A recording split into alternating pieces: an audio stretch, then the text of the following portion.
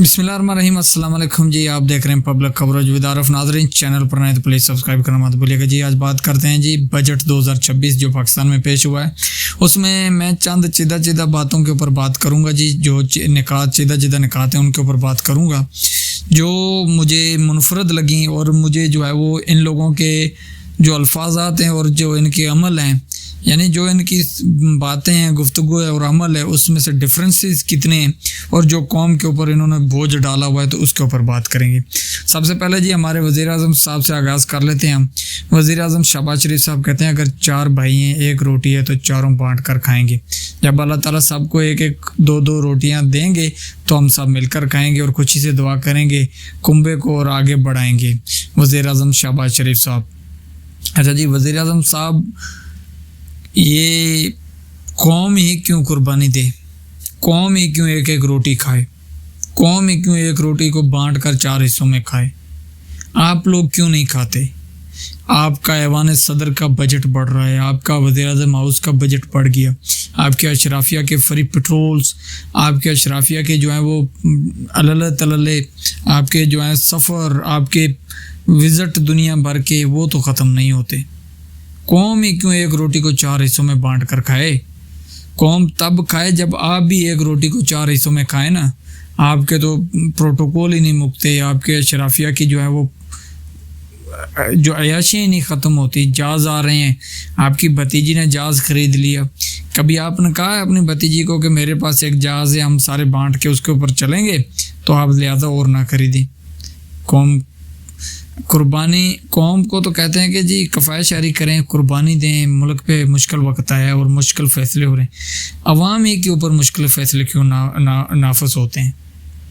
कौम ही क्यों मुश्किल फ़ैसलों की भेंट चढ़ती है? आप भी कभी मुश्किल फ़ैसलों की जो है वो थोड़ी बहुत ही तपश महसूस कर लिया करें।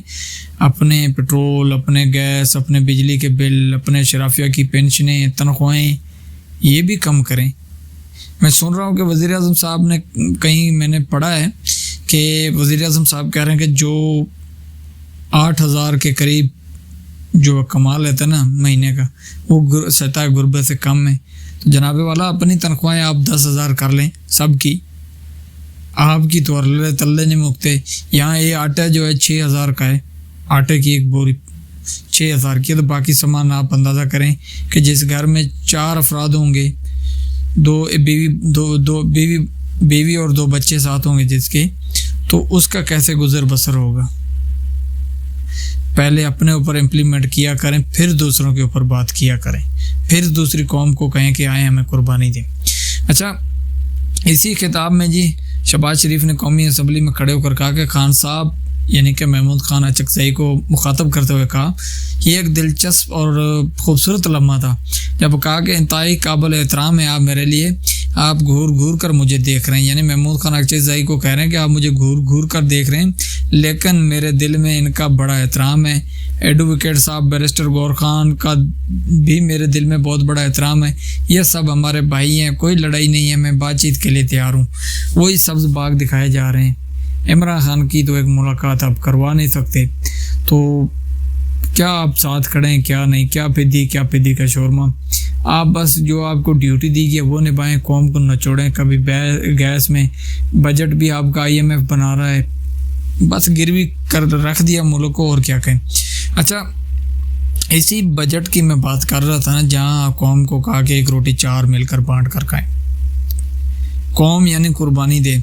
लेकिन एक शख्स जो है वो, मैं देख रहा था एक चैनल न्यूज़ के ऊपर चल रही थी कि वो शख्स कहता है कि मुझे बच्चों ने फ़ोन किया कि बाबा गर्मी बहुत है, आम और दूध लेके आना, ठंडा खाने को दिल कर रहा है। मेरी जेब में पैसा नहीं है, मैं बाइक आस्ता आस्ता चला कर घर जाता हूँ ताकि बच्चे सो जाएं। एक निजी TV से जो बात करते हुए शहरी ने गुफ्तगू की, तो वो एंकर भी रोने लग पड़ा और शहरी भी रो पड़ा, और ये कहते हैं कि वो एक रोटी को 4 बांट कर खाएं। और अपने इनके आप खाबे देखें कि ऐवान सदर का भी बिल बढ़ गया, बजट बढ़ गया, वज़ीर आज़म हाउस की ताज़ीन व आराइश, और जो यहाँ ये बजट बना रहे हैं उनको 4-4, 5-5 महीनों की तनख्वाहें जो हैं वो एजाज़िया तौर पे पहले दे देगी।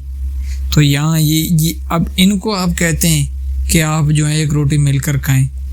मुश्किल वक्त गुजारें, जो पहले ही बेचारे मुश्किल वक्त में गुजर रहे हैं, पहले ही जो मुश्किल वक्त देख रहे हैं, आप इन्हें कह रहे हैं कि आप एक रोटी बांट कर खाएं और हमारे जो हैं वो अरले तल्ले नहीं ख़त्म हो रहे। अच्छा, एक नया अब मैं क्या बोलूं, इसके ऊपर क्या बात कर सकता हूँ। एक न्याय जी एक कट्टा खुल गया है पंजाब में, हाफिजाबाद में जी। अच्छा, वहाँ ना नून लीगी MP हैं शायद हुसैन भट्टी, उनका बेटा जो है वो DPO ऑफिस जाता है और वहाँ जाकर वो DPO जो है ना वो हाफिजाबाद है, कामरान अहमद, उनका ज़ाती वाशरूम इस्तेमाल कर लेते हैं, जिसके ऊपर उन दोनों के दरमियान तल्ख कलामी हो जाती है। सियासी जोर आजमाई के बाद DPO भी तब्दील कर दिया जाता है। यानी DPO ने कहा कि आपने मेरी इजाज़त के बगैर वाशरूम इस्तेमाल कैसे किए। अब या तो DPO साहब को थोड़ा सा इख्तियार करना चाहिए कि वो जिस मुल्क में रहता है वहाँ जिसकी लाठी उसकी भैंस है, वहाँ ज़ोर उसका ही चलता है।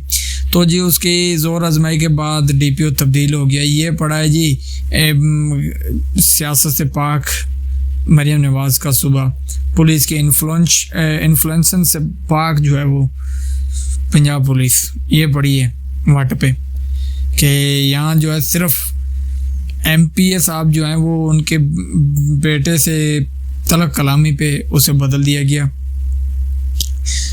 और साथ में जो MPA का बेटा है ना हैदर भट्टी, वो अपना सोशल मीडिया पे लिखते हैं कि नाउ यू गेट लॉस्ट।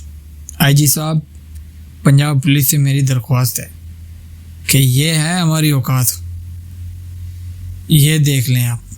क्या आप आम लोगों के साथ भी यही करते हैं? कोई आपको गेट लॉस्ट कहे या आपकी तरफ उंगली करके देखे तो आप उसे छोड़ देंगे? और ये ताकतवर था, MPA का बेटा था, नून लीगी MPA था, हुकूमत यानी सरकार इनकी अपनी थी, तो ये आपको उंगलियां भी दिखाता है तो आप खामोश हो जाते हैं। क्या कभी आम आदमी के साथ भी आपने ऐसा रवैया किया? कभी आम आदमी के कहने पे आप एक हेड जो कांस्टेबल तो बदली नहीं हो सकता आम आदमी के कहने पे, लेकिन जो है वो एक DPO बदली कर दिए। अच्छा, आप देखें ना कि दुनिया में जो है वो IT को बहुत, यानी IT के मतलब जो है ना वो कहते हैं कि दुनिया में IT को सहूलतें दी जाती हैं ताकि वहाँ से रेमिटीज़ आएँ, ताकि वहाँ से डॉलर पाकिस्तान में, लेकिन पाकिस्तान में इसका उल्ट चल रहा है। पाकिस्तान में पहले ही रोज़गार नहीं है, पहले ही कोई इस तरह की कोई आमदन नहीं है पाकिस्तान में, जिसकी वजह से पाकिस्तान का कौमी ख़जाना वैसे ही पहले खाली पड़ा है। और यहाँ पाकिस्तान के आप हुक्मरानों की आप तर्ज अमल देखें, उन्होंने जो यूट्यूब, फेसबुक, टिकटॉक और इंस्टाग्राम में जो आमदन होती है उसके ऊपर भी टैक्स लगा दिया है। यूट्यूब, फेसबुक और टिकटॉक जो है ना वो उनके ऊपर टैक्स देना लाजम हो गया है। तो आप यहाँ से अंदाज़ा करें इन लोगों की प्रायोरिटी क्या है। और भाई ऐसे जो होते हैं ना उन्हें रिलीफ दिया जाता है, उन्हें जो है वो थोड़ा सा उनका हौसला अफजाई की जाती है ताकि पाकिस्तान में डॉलर आए। लेकिन यहाँ काम उल्टा चल पड़ा जी, यहाँ ऐसे लोगों को दबाया जाता है, यानी कि पाकिस्तान में जो वही बचता है जो यहाँ से पैसे लेकर निकल जाए, जो यहाँ लेकर आएगा वो फिर इनके शिकंजे में, उनके ऊपर ये लोग इस तरह ही टैक्स वैक्स लगाएंगे। हाँ, इनके अपने शरीफ खानदान के, गद्दारी खानदान के अपनी जायदादें बाहर पड़ी हैं, अपने लोगों के ऊपर टैक्स नहीं लगाएंगे, IPPs को हाथ नहीं डालेंगे, जब भी डालेंगे आम आदमी को, गरीब आदमी को हाथ डालेंगे।